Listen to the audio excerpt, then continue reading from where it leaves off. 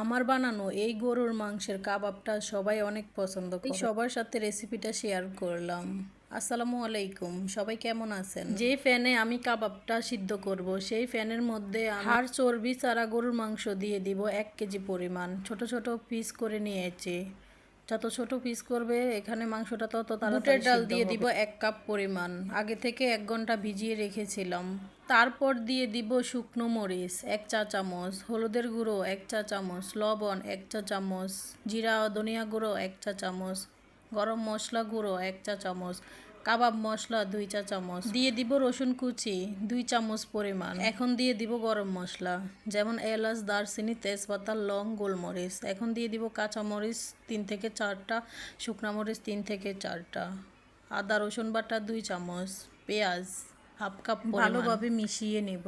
মিশিয়ে পরিমাণ মতো পানি দিয়ে চুলার আঁচ হাই দিয়ে রান্না করব।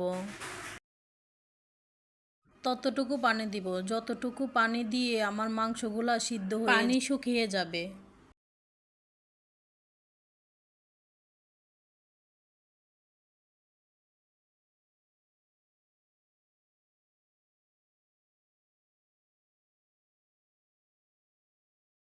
লো আছে ঢাকনা দিয়ে রেখে দিব সিদ্ধ হয়ে শুকিয়ে যাওয়া পর্যন্ত। মাঝে মাঝে ঢাকনা উঠিয়ে নেড়ে আবার ঢাকনা দিয়ে রেখে দেব।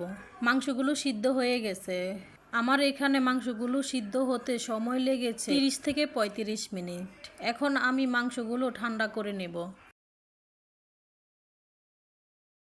মাংসগুলো ঠান্ডা হয়ে যাওয়ার পর এখন আমি ব্লেন্ডারের একটা জারে পরিমাণ মতো দিয়ে দিব।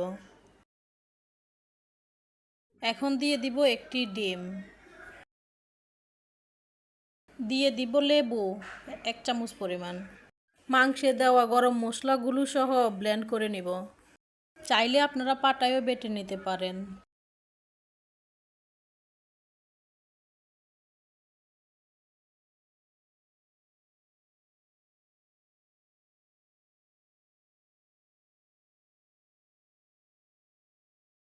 এখানে আমি 2বার ব্লেন্ডার করে নিয়েছি। 2বার 2টি ডিম যেমন 2 চামচ রস দিয়েছি। সবগুলো একটু মিশিয়ে নিব। মিশিয়ে কাবাবের শেপে বানিয়ে নিব। যারা আমার করা ভিডিওতে লাইক, কমেন্ট, শেয়ার করেন তাদেরকে মন থেকে দোয়া আর ভালোবাসা। যারা আমার ভিডিওতে ফলো দেননি তারা ফলো দিবেন। আর ইউটিউব চ্যানেলে সবাই সাবস্ক্রাইব করবেন।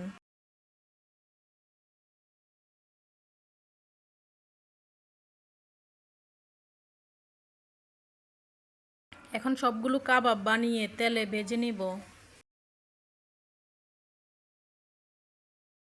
চুলার আঁচ লোতে রেখে আমি এখানে কাবাবগুলো ভেজে নিব।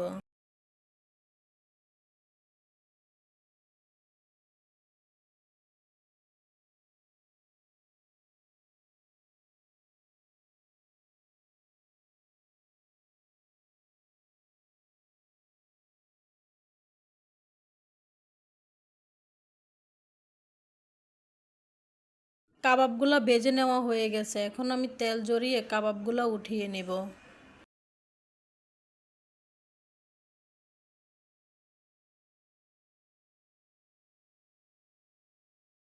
দেখতে যেমন সুন্দর হয়েছে খেতে আরও বেশি মজার হয়েছে। সবাই বানিয়ে দেখবেন। আসসালামু আলাইকুম।